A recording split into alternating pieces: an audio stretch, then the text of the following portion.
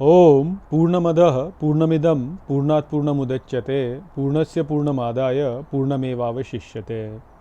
ओम शांति शांति शांति। नमस्कार मित्रों, आज की वीडियो में हम बृहदारण्यक उपनिषद के प्रथम अध्याय के तीसरे ब्राह्मण का जो 22वां मंत्र है उसका पाठ करेंगे। तो आइए सबसे पहले देखते हैं कि ये मंत्र क्या कहता है। तो जो मंत्र वो कहता है, एष उएव साम, अर्थात वह ही साम है। वाग्वै सा आमेश, अर्थात वाक ही है वह, यह कच्ची है। सा च आमश्च इति तत्साम्न सामत्वम, अर्थात सा और आम से ऐसे वह साम की सामता है। यद वैव समह प्लूषिणा, अर्थात जो पिस्सू के साथ सम है। समो मशकेन, अर्थात सम है मच्छर के साथ। समो नागेन, अर्थात सम है नाग के साथ। समेभिस त्रिभिर्लोकेह, अर्थात सम है इन तीनों लोकों में। समो अनेन सर्वेण, अर्थात इस प्रकार से सबके साथ सम है। तस्माद्वैव साम, अर्थात इसलिए ही साम है।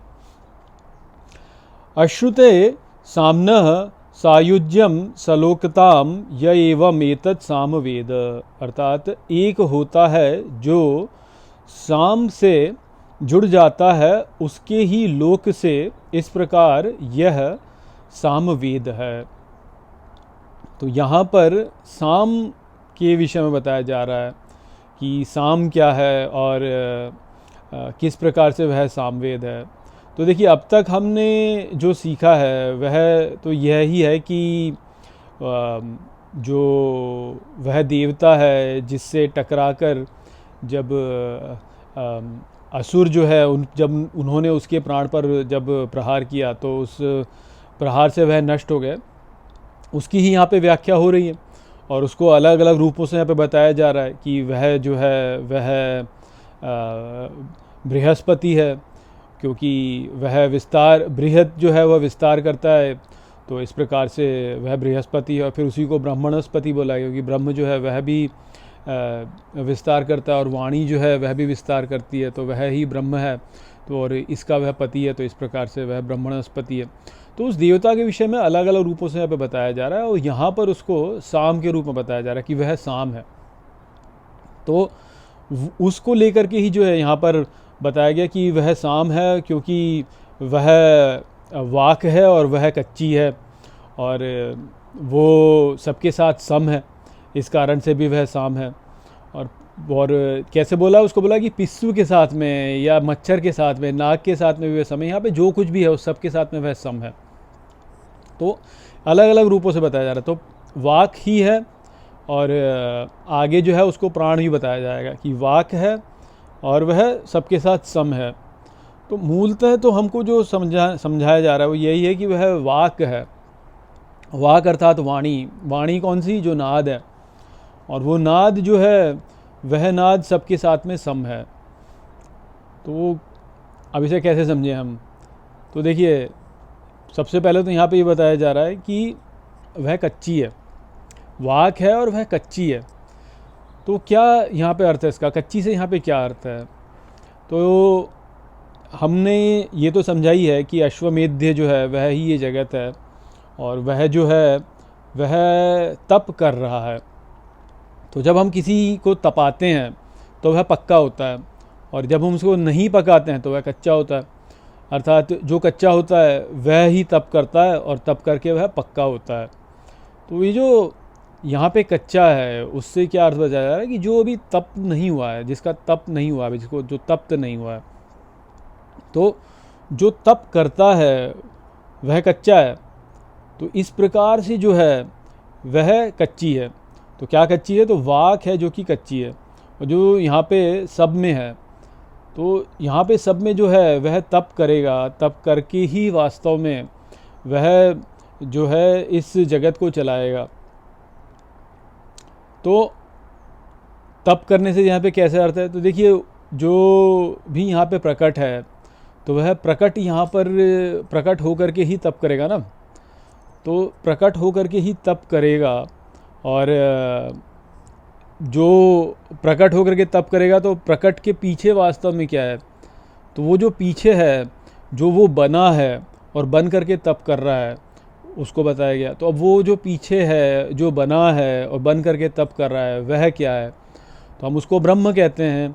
वो ब्रह्म, जैसे पिछले मंत्र में हमने समझा, 20वें मंत्र में, 21वें मंत्र में बताया गया कि वह ब्रह्म ही वाक है। तो आप ये सब कुछ एक साथ देख रहे हैं ना यहाँ पे, तो वाक ही है, ब्रह्म है, और वह ही सम है। तो वास्तव में क्या है कि कंपन, ये सब कुछ जो है वास्तव में है कंपन, मूवमेंट, वृत्ति, गो। इंग्लिश में जो शब्द गो होता है उसको क्या कहते हैं, जो जाता है, वह ही गो वास्तव में क्या है, वह ही वृत्ति है वास्तव में, कि जो जाए, जिसकी जो किसी एक दिशा में जाए, तो वो जो है वह ही ब्रह्म है। एक से लेकर के दूसरे रूप में बनेगा, दूसरे से तीसरे रूप में जाएगा, तीसरे से चौथे रूप में जाएगा, अलग अलग रूपों में जाएगा वो। और वो जो अलग अलग रूपों में जाएगा वो कैसे है, तो वो कंपन है, वाइब्रेशन। कभी एक फ्रीक्वेंसी पर वाइब्रेट कर रहा है, कभी किसी अन्य फ्रीक्वेंसी पर वाइब्रेट कर रहा है, कभी किसी अन्य फ्रीक्वेंसी पर वाइब्रेट कर रहा है। वो एक ही तत्व जब एक फ्रीक्वेंसी पर वाइब्रेट करता है तो कुछ किसी रूप में प्रकट होता है, जब अलग फ्रीक्वेंसी पर वाइब्रेट करता है तो कुछ और रूप में प्रकट होता है, किसी और तीसरी अलग फ्रीक्वेंसी पर वाइब्रेट करता है तो किसी और रूप में प्रकट होता है। और वही जब एक साथ जुड़ जाता है, सारे के सारे एक साथ जुड़ते हैं, तो वह स्थूल पदार्थों के रूप में हमारे आगे प्रकट होने लगते हैं। तो आप ऐसे समझिए कि जैसे एटम है, जब एटम्स जो हैं वो एक साथ जुड़ जाते हैं तो अलग अलग रूप से प्रकट होते हैं। जैसे कोई एटम जो है क्या क्या देखिए, इस जगत में सब कुछ हम देख रहे हैं यहाँ पे, कोई तो मेटल है, कोई तो लिक्विड है, कोई गैस है, कोई वुड है, कोई जड़ है, कोई चेतन है। तो ये सब कुछ जो अलग अलग विविधताएं हैं, ये विविधताओं को जब हम देखते हैं तो हम सोचते हैं कि अलग है। वास्तव में हम सोचते हैं कि अच्छा, जैसे फॉर एग्जांपल आप ये सोचिए कि एक तो मान लीजिए कि धातु है कोई, एक तो मान लीजिए कि कोई मेटल है। अब ये कुर्सी ले लीजिए, अब कुर्सी है, जैसे इस कुर्सी में बैठा हूँ, इस पे यहाँ पे जो है ये मेटल है, ये जो है ये फाइबर है, उस पर मैं बैठा हुआ हूँ, मेरा शरीर जो है वो अलग अलग है, पर ये सब कुछ बने किन चीज़ों से हैं, तो ये अलग अलग प्रकार के एलिमेंट्स से बने हैं ना, अलग अलग प्रकार के एलिमेंट्स से बने हैं। तो मान लीजिए कि मेटल है, ये जो मेटल है, ये मेटल मान लीजिए कि ये जिस चीज़ से बना है, मान लीजिए कि आयरन से बना है, अब मुझे नहीं पता किस चीज़ से बना है, लेकिन मान लीजिए कि एक लोहे से बना है, तो लोहे में आयरन का एटम आ गया, आयरन का एटम आ गया। ये फाइबर है, ये इसके पीछे जो फाइबर है ये किस चीज़ से बना है, तो ये बना है कार्बन या अलग अलग प्रकार के कार्बन के पॉलीमर्स से बना है, कार्बन हाइड्रोजन से बना है। तो अलग अलग एटम्स हो गए ना। मेरा जो शरीर है कार्बन से बना है, उसके अंदर मैं बैठा हुआ हूँ, वो जो चेतना है, तो चेतना को चलिए अभी अलग करते हैं, पहले सारे एलिमेंट्स को देखते हैं सारे। तो ये जो सारे एलिमेंट्स हैं हमारे, ये किस चीज़ से बने हैं, तो ये एटम्स से बने हैं, अलग अलग प्रकार के एटम्स से बने हैं। जब बहुत सारे आयरन के एटम एक साथ जुड़ गए तो मेटल का ये एक मेटल का एक कोई बॉडी बन गई। ठीक उसी प्रकार से ये फाइबर जो है, ये अलग अलग प्रकार के कार्बन हाइड्रोजन है, ये अलग अलग प्रकार के जुड़ करके जो है फाइबर बन गया। पर अब ये जो अलग अलग हाइड्रोजन है, कार्बन है, आयरन है, ये सब ये किस चीज़ से बने हैं, तो ये बने इलेक्ट्रॉन्स, प्रोटॉन्स, न्यूट्रॉन्स से। अब ये इलेक्ट्रॉन, प्रोटॉन्स, न्यूट्रॉन्स अलग अलग तरीके से घूम रहे हैं चारों ओर, तो उस कारण से जो है ये अलग अलग रूप से प्रकट हो रहे हैं। जब आयरन जो है उसका एक एटॉमिक मास है कोई, उसका एटॉमिक मास जो उतने इलेक्ट्रॉन्स एक साथ मिल गए, उतने प्रोटॉन्स एक साथ जुड़ गए, उतने न्यूट्रॉन्स एक साथ जुड़ गए, तो आयरन बन गया। अब ये इलेक्ट्रॉन्स, न्यूट्रॉन्स जो हैं ये किस चीज़ से बने हैं, तो इलेक्ट्रॉन्स, न्यूट्रॉन्स जो बने हैं वो और भी छोटे पार्टिकल्स हैं जिनसे उनसे बने हैं। तो इलेक्ट्रॉन तो अपने आप में है खैर, पर प्रोटॉन और न्यूट्रॉन जो हैं वो म्यूऑन से बनते हैं, अलग अलग प्रकार के म्यूऑन्स हैं। वो किस चीज़ से बने हैं, तो वो क्वार्क्स से बने हुए हैं। वो क्वार्क्स जो हैं वो क्वार्क्स कैसे बने हैं, तो ये सब वास्तव में जब बने हैं, ये अलग अलग प्रकार के एलिमेंट्स जो बनते हैं, हम उनको छोटे छोटे पार्टिकल्स के रूप में विभाजित कर सकते हैं। परंतु जो छोटे छोटे पार्टिकल्स हैं वो जब डिफरेंट बनते हैं, कोई तो म्यूऑन है, कोई ग्लूऑन है, कोई एंटी न्यूट्रॉन है, कोई न्यूट्रॉन है, कोई प्रोटॉन है, इलेक्ट्रॉन है। ये अलग अलग प्रकार के पार्टिकल्स हैं। ये अलग अलग प्रकार के पार्टिकल्स जब अलग अलग प्रकार से जुड़ते हैं तो वो जो है वो ये सभी एटम्स को बना करके खड़ा करते हैं यहाँ पर या केवल एटम्स ही नहीं, एटम्स में तो हम जानते हैं कि प्रोटॉन्स, न्यूट्रॉन्स और इलेक्ट्रॉन्स, इसमें प्रोटॉन्स और न्यूट्रॉन्स होते हैं, उसके अंदर ग्लूऑन्स, म्यूऑन्स, लेप्टॉन्स ये सब होते हैं, उनके अंदर क्या होते हैं, क्वार्क्स होते हैं। पर साथ में अलग पार्टिकल्स भी हैं, जैसे लाइट वेव है, लाइट वेव फोटॉन से बनी हुई है, या इलेक्ट्रोमैग्नेटिक वेव है जो इलेक्ट्रिसिटी है, जो इलेक्ट्रिक पावर जो है वो कैसे जाती है, इलेक्ट्रोमैग्नेटिक फोर्स जो है वो किन पार्टिकल से बनती है, न्यूट्रॉन एंटी न्यूट्रॉन्स के द्वारा कैसे बनती है, ग्रेविटी जो है वो ग्रेविटॉन से कैसे बनती है। तो ये सारे अलग अलग प्रकार के फोर्सेस जो हैं उनकी भी अलग अलग पार्टिकल्स हैं। तो इन सभी पार्टिकल्स को यदि आप देखें तो अंततः जब आप देखते हैं तो स्पेस में स्ट्रिंग्स का वाइब्रेशन है, और वाइब्रेशन अलग अलग हो सकता है परंतु है वाइब्रेशन ही। तो ये जो वाइब्रेशन है, ये वाइब्रेशन ही, जब आप मूल में जाओगे तो वाइब्रेशन आएगा, सब चीज़ें वाइब्रेशन में आ जाएंगी सब कुछ। तो वो जो वाइब्रेशन है वह वाक है, वह है वाक। केवल बाबा बोलना जो है ये वाक नहीं है, वाक बहुत कुछ है यहाँ पे। ये जो पूरा स्पेस है, ये पूरा स्पेस एक दूसरे के साथ में जुड़ा जिस प्रकार से है, वो कैसे जुड़ा हुआ है, तो ग्रेविटेशनल फोर्स से जुड़ा है। तो ग्रेविटेशनल फोर्स जो है वह भी वास्तव में एक प्रकार की वेव है, वो भी एक प्रकार की वेव है, तो वो भी वाक है वास्तव में। इस बात को हमको समझना है यहाँ पे। ये संपूर्ण सृष्टि जो है वो वाक के द्वारा उस प्रकार से जुड़ी हुई है। तो वो जो वाक है उसको यहाँ पे बताया जा रहा है कि वो सम है वास्तव में। और केवल उतना ही नहीं है, वास्तव में ये जो मेरा शरीर है उसके अंदर मैं जो बैठा हुआ हूँ, वो जो मैं बैठा हुआ हूँ वो क्या है, वह भी वास्तव में वाक ही है, वह भी वाक ही है वास्तव में। पर वो वाक की जो फ्रीक्वेंसी है वो इतनी ज़्यादा सूक्ष्म है, इतनी अधिक सूक्ष्म है कि स्पेस जो है वो स्पेस को प्रोजेक्ट कर देती है बाहर। इस प्रकार की की वाक है वो, कि जो हमारे मन में संकल्प उठते हैं, हमारे मन में भावनाएं उठती हैं, ये जो भावनाएं मन में संकल्प उठ रहे हैं, ये भी वास्तव में वाक है ना, एक भाषा के रूप हमारे आगे प्रकट होती है वो। तो ये इतना कॉम्प्लिकेटेड है कि इसको हमको ऐसे हम समझ नहीं सकते हैं, इसको हमारी बुद्धि में नहीं समाएगा वो। परंतु जो मेरे अंदर जो मैं बैठा हूँ अंदर अपने शरीर में, तो मेरा जो भी मेरे अंदर भाव हैं वो सब भी वास्तव में वाइब्रेशन ही है। परंतु वो वाइब्रेशन कहाँ है, वो वाइब्रेशन चिदाकाश में है, अलग है वो, इस विश्व में नहीं है, ये जागृत अवस्था में नहीं है, स्वप्न अवस्था में वो वाइब्रेशंस हो रहे हैं, वो वाइब्रेशन स्वप्न अवस्था में हो रहे हैं, वो भी वाक है वास्तव में। तो वाक जो है उसको यहाँ पे बताया है कि वह साम है, वो कच्चा है, और वो तपेगा, वो तप करेगा, तब जाके वह जो है अपने वास्तविक उसको प्राप्त करेगा। तो वो जो है वह सम है, सबके साथ में सम है, वह ही है जो सभी जीवों में भी है, वह पिस्सू में भी है, मच्छर में भी है, नाग में भी है, तीनों लोकों में है वह जागृत में भी है, स्वप्न में भी है, सुषुप्ति में भी है, सब में है वो वास्तव में। वो जो वाइब्रेशन है, वो वाक, वह ब्रह्म, तो वो ही है जिसको साम बोला है। इसलिए क्यों साम बोला, क्योंकि वह कच्चा है, तप करेगा, और वह सबके साथ में है, है वो साथ में है सबके, तो साथ में भी है और तप करने वाला है, इसलिए साम है। और जो इस बात को जानता है वह उसी के लोक से जुड़ जाता है, और इस प्रकार से ही सामवेद है। अर्थात जो ये हमारे भीतर के जो हमारे भीतर के हमारे संकल्प विकल्प हैं, ये जो हैं, ये जिसके साथ में जुड़ते हैं उसी लोक को उत्पन्न कर देते हैं, उसी लोक को उत्पन्न कर देते हैं वो। और इसी प्रकार से सामवेद है। अर्थात हम जो भावना अपने भीतर उत्पन्न करते हैं वह सबसे सूक्ष्म है वास्तव में। वह सूक्ष्म भावनाएं जो हैं, जब वह जब प्रकट होती हैं, तो वो भावनाएं पहले तो हमारे भीतर संकल्पों के रूप में प्रकट होती हैं, और संकल्पों के रूप में प्रकट होकर के बाहरी संसार में प्रकट हो जाती हैं। बाहरी संसार में परिस्थितियों के रूप में प्रकट होती हैं, सभी महाभूतों के द्वारा परिस्थितियाँ उत्पन्न होती हैं, उनके द्वारा प्रकट होती हैं। तो ऐसे ही जो है ये सामवेद है।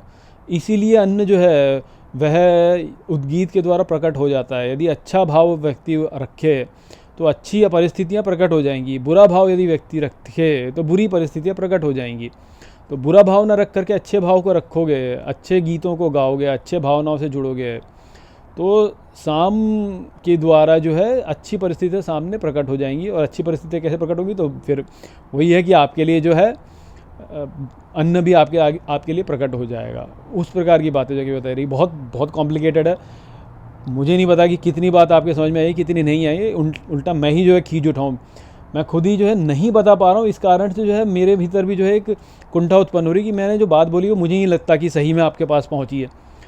जो बात मैंने बतानी चाहिए वो ठीक से आपके पास पहुँची है कि नहीं पहुँची है, ये मुझे नहीं लग रहा। बहुत ही कठिन है इसको बता पाना, और इस कारण से मेरे भीतर फ्रस्ट्रेशन हो रही है। हो सकता है कि आपको इस वीडियो में मेरे भीतर की वो फ्रस्ट्रेशन दिख भी रही हो, क्योंकि इतना कठिन है इसको बता पाना कि कैसे बताऊं। मैं नहीं बता पा रहा हूं आपको पूरी बात, नहीं पहुंच पा रही पूरी बात यहाँ तक। तो अब मैं क्या करूं, अभी समय तो बहुत हो गया, मेरे को समझाने में बहुत समय लग जाएगा।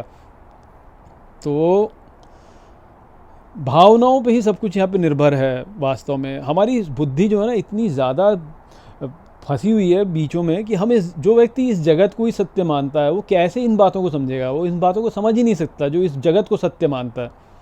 जो ये हमारा जागृत जगत है उसको जो सत्य मानता है वो कैसे इस बात को समझेगा, नहीं समझ सकता। फिज़िक्स में भी पढ़ते हैं लोग, यदि साइंस भी आप पढ़ोगे तो कितना पहुँचोगे आप, इतना ही तो एटम्स तक, मॉलिक्यूल्स तक, स्ट्रिंग्स तक ही पहुँच पाओगे, परंतु उससे आगे तो नहीं पहुँच पाओगे ना। तो वाइब्रेशन जो है उसको हम कितना सोचते हैं, हम वाइब्रेशन को सोचते हैं कि स्पेस में वाइब्रेशन हो रहा है, परंतु स्पेस को भी कितना सोचते हैं हम, जागृत अवस्था के स्पेस को ही सत्य स्पेस मानते हैं, परंतु ऐसा नहीं है। आपको इसको समझने के लिए और थोड़ा गहरे में जाना पड़ेगा कि जो तीनों लोकों में ले आता है। जैसे हमारा स्वप्न वाला जो स्पेस है वह भी स्पेस है, और जो हमारा सुषुप्ति वाला स्थान है जहाँ पर कि कुछ है ही नहीं वास्तव में, वहाँ पर भी वास्तव में ये हैं, ये सूक्ष्म रूप से प्रकट हैं, ये अव्यक्त रूप से वहाँ पे प्रकट हैं, अव्यक्त रूप से वहाँ पे हैं और वहीं से प्रकट हो जाएंगे।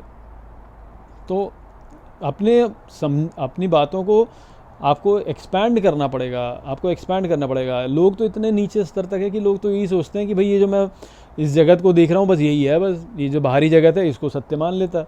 तो वो इन बातों को समझेगा कैसे, समझ ही नहीं पाएगा वास्तव में। उसको तो यही लगेगा कि हाँ ये बस ये बाहर वाला जो स्पेस है यही है, और सपने में जब देखता हूँ तो मेरे अंदर अंड बंड होकर कुछ तो प्रकट हो जाता है मेरे सामने, वो तो ऐसे ही है, बस उसका तो कुछ है नहीं महत्व। परंतु ऐसा नहीं है। स्वप्न में जो आप देखते हो वो वास्तव में जागृत अवस्था से अधिक सत्य है, वो जागृत अवस्था से अधिक सत्य है वो वास्तव में। इसीलिए तो गीता में श्री कृष्ण कहते हैं कि जो रात्रि को, जिसके लिए रात्रि जो है वह दिन के समान है और दिन रात्रि के समान है, अर्थात जो स्वप्न वाली अवस्था है वह अधिक सत्य है जागृत अवस्था की तुलना में। पर वो बात नहीं समझ पाते लोग, और जब तक वहाँ तक नहीं समझोगे तब तक इस वाक्य के महत्व को क्या समझोगे कि वाक्य क्या है। अब लोगों के सामने रखो तो लोगों को यही लगता है कि वाक्य जो मैं बोलता हूँ बस यही वाक्य है, बस जो मैं बोल रहा हूँ यही है वाक्य, बस इतना ही सोचते हैं लोग, जबकि ऐसा नहीं है वास्तव में। हमारे भीतर जो संकल्प उत्पन्न होते हैं वह भी तो एक वाणी के रूप में हमारे आगे प्रकट होते हैं। जो हमारे अंदर मन में जो बातें चल रही हैं, जो हमारे मन में संकल्प चल रहे हैं, वो एक वार्ता के रूप में तो चल रही है ना, तो वो भी वाणी के रूप में ही चल रही है ना, इसलिए उसे वाक बोला गया है यहाँ पे। और वो जो भावनाएं हैं वो भावनाएं ही वास्तव में साम है, वो जो भावनाएं हैं वह ही साम है। इसीलिए सामवेद जो है वह भावनाओं से उत्पन्न होता है, इसलिए भगवान जो है वह भावनाओं से पकड़ में आते हैं, क्योंकि वह साम जो है वह भावनाएं हैं हमारे भीतर। वह भावनाएं जो होती हैं वह जब प्रकट होती हैं तो संकल्पों के रूप में प्रकट होती हैं, और वो संकल्प जो होते हैं वह किसी वाणी के रूप में हमारे आगे प्रकट होते हैं, वह भाषा के रूप में हमारे आगे प्रकट होते हैं। वो हमको समझना है यहाँ पे, इसलिए वह साम है। आशा करता हूँ कि मैंने इस मंत्र को आपको समझा दिया होगा। मुझे नहीं पता कितना समझाया है, मुझे ही नहीं लगता कि बात पूरी पहुँच पाई है, परंतु जो मैंने यहाँ पे कहा है उस पर यदि आप चिंतन मनन करेंगे तो हो सकता है कि आप इस बात को समझ पाएँ। तो चलिए उसी के साथ इस वीडियो को मैं यहीं पर समाप्त करता हूँ। नमस्ते।